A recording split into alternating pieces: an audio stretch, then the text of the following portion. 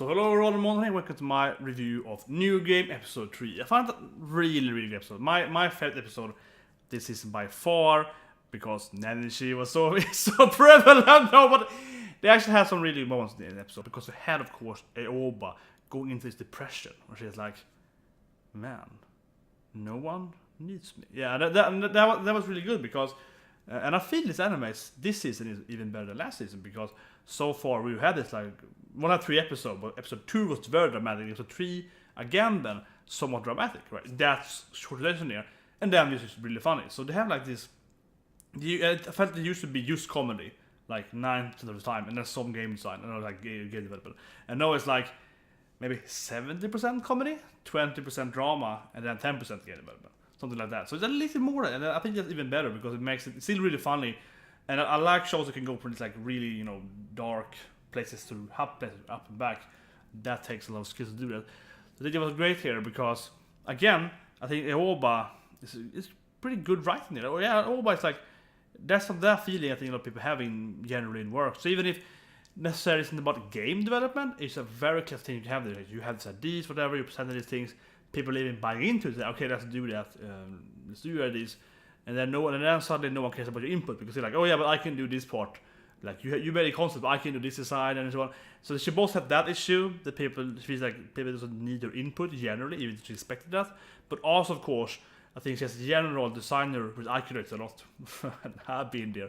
When you have designed something, for example, outside this female character in the game I'm working on right now, I can't say what, of course. But she's very dear to me. Like I've written her lore. I've been doing all of that. Like I'm picturing like this and this, and like I'm doing the whole thing, and like and so on. Even before she was okayed by the rest of the people, right? So I was still doing all that. And as soon as someone's like, but does she need to have this ability? I'm like, yes. I'm super like you get so attached to your creations. If you write a book or something, I write books in my life or somewhere, I would say the same thing. And I don't mean that in the sense that, I can't kill off my character, but more like, okay, I have this character. There's a lot of people who write books, or manga, and so on, and people complain on them, like, in West, why did the character die, blah, blah, blah. It's hard for them to change that, because you have your own vision, which is like, this is how this character is supposed to be. Like, I don't care what you say. Right? And she had that issue there. She got in there and it's like, but my beer is supposed to look like this, and it's like, but think about the texture and so on. That was great too, because I actually had some game development stuff there. Right? Like, okay, but we maybe should use this thing here instead, then we can reuse that. That save us time, ergo money. So we agree to that, and by doing that, I always like, but I want my beer to have this thing. And she's like, no, I don't want that. Of course, to say that strictly, that's because the Japanese culture is very hard to deter, especially with Yaga with her boss, right? It's very like, can you say no? That's not very Japanese.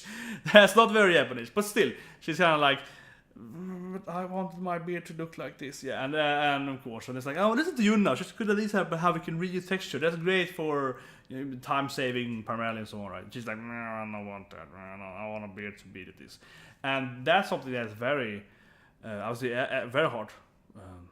With me personally, but if anyone you do anything creatively, you're always like, no, but I was thinking this, and it's not all about that someone tells you that, but isn't this better because this reason? Sometimes, yeah, sure, but it's more about, I think especially if we have some like our beer, where it's more like a conceptual thing.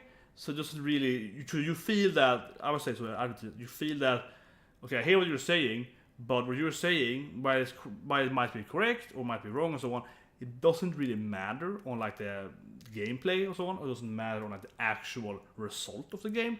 So you're complaining more on my aesthetic view of it, right? And I think for Aoba, especially, I'm not an artist, but she's an artist designer, right? So probably for a specialist, it's like, well, my aesthetic idea of this is what I want. She probably has that very clear mindset. This is how I want to look, right? The visual of it. And then someone is like, but this visual is like, no, that's the feeling, right? You're like, no, this is how I want it to be. So more in my work, that happens sometimes too for me. I do some visuals. I don't do it graphically, I just do like the concept of it. But I would say that for me though, I have this more situation. I'm like, I want this ability or this game mechanic for this, and then someone tells me, it takes like 3 weeks to program it, and I'm like, but I trust you. You can do it in 1 week, and they're like, no, it takes 3 weeks. I'm like, fine, I rechange it. Yeah, I have more that like that where I would say that people generally, I think people generally agree sometimes with my ideas more than choosing ideas, but they are like, no, the ideas are too not cost efficient enough. But that's how I'm getting started. So I always want to go, from the top and then go down, right? So I think it's more like that. Sometimes I'm really keen in aesthetics, but usually I'm not that much. But I think so for Aoba though, because she's plenty of like graphic, coming out, loving to draw, and that thing, right? And her Yagami as well, and they coming from that aspect, I would say it's probably even more so like, but you can say what you want to me, because whatever you say, this character in the game won't actually affect the gameplay or so on, it won't affect the code works, right? So it probably feels like, okay, but you say this to me, that you want to have a beard, but I want to have a tiger, and how does that actually matter in like the game? And I'm correct, because tiger is better. Like, that's probably, I think so, I think there's also a little extra for that, because kind of like, you say this to me, but could we do this thing? But then you was like, no, because the texture of this issue would save us time, and then save us money. And then she's like, no, it's not worth the money. Yeah, and it's like, it's not worth it. And then that's kind of the start of it, right? I think it's very interesting, to be honest. But, and then of course, like, though, however, got into, which is like, wait, they're right. We do save money from this is a better idea, this is a better idea, blah, blah. And they start feeling really subconscious. It's like, wow, I'm useless. All my ideas are bad. I might have the general concept, but after that, they don't need me anymore. Actually, depression. So I think the episode actually was very, very good. Seriously, very good, because they had a comedy right away. They had like a 5 or so minutes of like very dramatic, like hers, like my career is useless kind of opinion here. And that's like her friend Hifumi is like, she's like, I can see it on her, and try to help her, invite her to food, be nice to her, and talk to her so on. So it was great there. That was really good. So anyway, that part was the important, which was very interesting. The funny part. First of all, Hifumi, loved that. Classic Hifumi, being paranoid if it ever on it. She's like spending all this time, this is the perfect clothes, and she's like super happy, like, yay, super proud of herself. And I'm just like, dear customer, want help? Help! She runs away, like, I love that. And I was like, damn, you spend all the time for nothing, don't ask her for help. That was great. And of course, Nanashi. Oh, I love Nanashi. I want Nanashi to have a spin-off. Nanashi and Umiko, they were their own game company. Oh, it was so great. First it teased me, I was like, what? That's the only part of Nanashi? Is a minute? But of course I went back and forth between her and Umiko. That was classic. Doing the same thing with a fire ability. And basically it's like she's doing it in 2D, very, very like game maker 2D, and Umiko's doing it in, I guess, Unity, because they have Unity like commercials in the game, in the show. And, much more complicated 3D, but still a similar thing, right? And it's like we see the comparison back and forth there. And that was great. Yagami there in the corner, like, you got that bug, being super annoying. Oh yeah, that part, by the way, we forget Aoba. That was great too. Before she was depressed, she had this like super energy, like, it's like, you're doing great, I trust in you. And then she stands behind her, Hifumi is working, it's like, and that's something I haven't lived in my life too. Not that common, but damn, that is horrible and happy. Someone's like, he's behind you, whatever, and they're super positive, because you can't tell them like, can you please leave me alone? They're like, work harder, I trust you, I love you. And they're like, yeah, thank you. I love you. Right, that was just awesome. That was great. And also at the end it was so good, because it went from this like, like really, really funny, super energy Aoba into like depression Aoba. So that was like the user episode was great as well. But anyway, back to Nanashi, the best character of the anime by far. I just love her smugness. Nanashi, I don't know. I mean, I know why I love her so much, but it's hard to explain. But it's just, it's the voice actor, it's the art. I mean, everything. Nanashi, all of it, like, you see this graphic? I'm so good. Like, it's just her absolute like self-righteous smile behavior all the time, and she's so cute, right? And this other girl, her new friend or classmate, comes to try to invite her for something, and she's like, I could do that, but I have important stuff to do. Right? And I was even Umiko is like looking at the game, and it's like, you see that code? I wrote it in 5 minutes. Yes. Oh, it is so good. Complete over, arrogance, like insane arrogance. And so Umiko is like, but if I jump during the fire, nothing happens. Oh, that's a edge case situation there. And she's like, hey.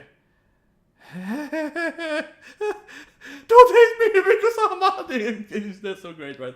She has this like ridiculous smugness all the time until someone says, "But this is she," and then of course she always goes from the absolute top right to the bottom. This is so classic energy. She goes from this super duper, like I said again, but this arrogance, but not just arrogance. This is more like hyperbolic hubris, right? Yeah, this enormous hubris, and then as soon as someone is like, how about that? It's like, I've done the worst, and it goes like right down to hell, and I just love it. And of course it's like, don't hate me because save me, please. And it's like, okay, do this thing. I do it for you. No, I will do it. Yeah, this is so great. Oh god, her character is so awesome. Every damn scene with her, Numiko is like, how do you trust me, Numiko-san? Oh god, I guess they're gonna hire her. That's what I guess is gonna happen. It's a little weird that the first season she was studying something, and then she started working at Aoba, right, during the summer vacation of school, yeah. And then of course we got the best character ever, so that was great. And after that she started studying C++, I guess. She did books several times there. And I guess now that she changed her major or something in computer science, I suppose. That makes sense though, she started doing stuff herself anyway, so that she could pass school earlier. So I'm guessing that she's gonna pass school in maybe 2-3 episodes, and then she's gonna start working there half season, something like that, yeah. And actually get hired as a new coder, probably. It was a little too fast though. No, not really, it depends. Like, not that she's getting like a freaking master's degree or something, it's more like she gets an associate degree and then she goes out and work. Yeah, like you don't have to get like a PhD or something. Yeah, like you can. Then she would be at school for like 2 years, right? And then it'd be associate degree. So that would make sense. You don't need to have like some crazy degree if especially if she's like best friends or something, or the pairing, like the best friends with the lead programmer at the game company, and she could be like, yeah, I'll trust this girl, let's hire her. So I hope that will happen. That would be really nice because then she's getting in there and being a staple character for the rest of the episodes. Then not just with Umiko then, but well, yes and no. I mean, Umiko then is the best pairing, I think, absolutely, most comedic, the best, always the most fun, I think. So in one way, it's kind of good that she doesn't meet other people, but at the same time, it's kind of like I still want to see her back in the company. Primarily then, because she will probably work in the same cubicle area as Umiko, so they'll be mostly together. But then she can still interact with Aoba, because Aoba then she also is really fun and so on. So yeah, I still want that, of course. So why not? I think that probably will happen. There's an opening. She's working with another girl I haven't seen yet, so they could be new hires together next year or something like that, or I mean half in there, like after some case. Yeah, possible. Or at least worst case scenario, she's gonna get what's it called? I don't know, part-time work at the summer again for testing, I guess. Worst case scenario, she'd like to get that right. She did it last year. She'd like to rehire her, even though she did some bad stuff. But yeah, but generally it's like played for laughs, so yeah, she's probably gonna rehire for that. Lastly, I said a lot here because I'm thinking, what has her name? I never get the name. I think it's Shizuka, right? The elder, the lady, the boss, the owner, pretty much. I think her part was only bad. But the episode for me was like a near 10 out of 10. 10 out of 10, more like 9.5.10. It was really, really good. I think the only bad part was her part. And I really do, because it wasn't that funny. And the exact same joke again. And some ongoing jokes are really funny in TV shows and so on. They have this like, oh yeah, blah, blah, blah. I don't know, like how much or something. They have a lot of ongoing jokes, right? Every character has these like ongoing things. That TV show is all about that, right? So you establish character first 2 seasons. And then the other like 7 seasons, they have so much like, remember the slap thing? Yeah, they have like an ongoing theme, right? But it's really funny because if you watch everything, you feel connected to it. And the comedy shows kind of need that because you don't have this like general huge drama of, oh, we're gonna save the world and so on. You need that more thing to have something that, okay, this character is quirky, this character is really intelligent and do this thing, this character has no personal skills and do this thing. You kind of need that to have it kind of going, right? Because it's always hard to kind of get the reader or the viewer to feel that, okay, this is something that, is still so a word that I learn or something. And also, of course, then, as most American shows do, the good comedy shows, you have this like, okay, we have the turkey thing in France, and then that's a theme that can be reused every now and then, right? So we have that kind of like an ongoing progression with that joke and so on. So she's there, she does that thing, and she's always like, oh, there's only ladies working here because I only like girls and so on. So it's kind of funny, but I found that part was just slow to begin with. It took too long, her and Numiko, and it wasn't really funny or nor interesting. It's kind of like blah blah blah. Yeah, there was nothing there really. I think so. At least it was kind of like whatever what they were saying, right? And then of course Numiko got pissed off and snapped her. That was funny. That was really funny, and I liked that point to get the image. But if you look at it, that was like one joke then. I would argue say that thing. That was only joke, right? And she did that, and afterwards she had this huge bruise. That was a little funny, it was a joke so silly, but she generally had the thing going for her, and they kept doing that for, I guess, I don't know, 2-3 minutes. It felt like there was a long part before the snap, a long part after she snapped her in the face, and that whole thing still was just that joke, right? That was the only joke they had, the snap thing. The rest of the before and afterwards was still about that thing, or a bit general, like, skippy lady, I want these, like, young girls to play with me, kind of, right? So it was really that funny, and I feel probably that she's the absolutely weakest character, and she generally does the same thing. Sometimes it's really funny, like suddenly she has a tea thing, and so on, and of course she really is creating a lot of drama and so on sometimes, so, and the camera part was great, she suddenly was like a foot ever also. So she has some good moments there. And of course, they didn't drink and drank. This crazy old lady, they like drink, young girl. Okay. So of course, she's a very antagonist that he creates drama and so on. So she needed, but that I think that the problem there is that usually it's not just her and one girl, right? It's like her and a group of the people. And this was just her and Numiko, and that's why it dragged on so much. And Numiko hits her all the time and so on. So that was an ongoing thing, somewhat funny. I kind of the whole drawing of it, the animation of it was really great. So it was so that part was really funny. The exact snap was really funny, but you think about it, so the 3 or so minutes spanning on one joke, where then I was before that or after and before, but after especially we have Nanashi and Umiko, and it's like for 3 minutes, and I just laugh. I laugh at like once every 5 seconds. I would laugh. Right, that is hilarious, crazy hilarious. And the other problem was like one really good joke. So that's kind of the issue there. But I think primarily though, the more thing about it, that she is weak as this one pairing. Yeah, she has to be with the group, do some weird shit, because soon as everyone else gets there, and they start doing this like, oh, let's eat the food, and Hifumi is super yeah, and they have that little thing there with Yagami and some jellies in there, but. And then she feeds Umiko, the boss, right? She feeds Umiko really quickly, and Umiko's like, yes, I have a date on Saturday. So then it was much more funny. So as soon as she's with the group, she's much better with characters. I think that's probably the main issue there. She's not good with one other person, and that then it becomes dragged out because she acts the same to them all the time, right? She doesn't really grow as a character. She just has the exact same like moments with them over and over again, and the same kind of. That's the problem, yeah, because the longer she's in one station with one person, they just loop her the same thing, right? So you start up here, you do her sketch thing, oh, perfect lady, go up here, then you restart it there, and then you just re-loop that. And because she's a very one-dimensional character, they very quickly do that loop. So if it's a 3 minute scene with her and Numiko, she's gonna do this loop like 6-7 times, right? With another character who might have some different aspects of it, but she's like just keep looping the same joke. So that's a problem for me. Otherwise, it would be a 10 out of 10 episode for me if they had made it a little better thing. It was only weakness of the episode, and also generally, I would say she's a weak character. Yeah, keep her as this antagonistic, crazy old lady when they do parties and so on, and she's trying like, yeah, what can I do now? That's good. That's perfect. Or she like usually when she comes in there and have their meetings like, oh, tea party. Oh, I have an idea. Like, yeah, that's great. So keep her for that. She's still one-dimensional as well, but then she works as a kind of crazy ending of going in and being like, hoo, right? So, yeah. And of course, sometimes it is really funny, but it's like, why don't we hire men? Oh, because I always sleep with ladies. It was like, okay, yeah, those kind of things. Those are funny. So, she works sometimes. I think she hit and miss probably as well. So, anyway, see you next week and have a great day.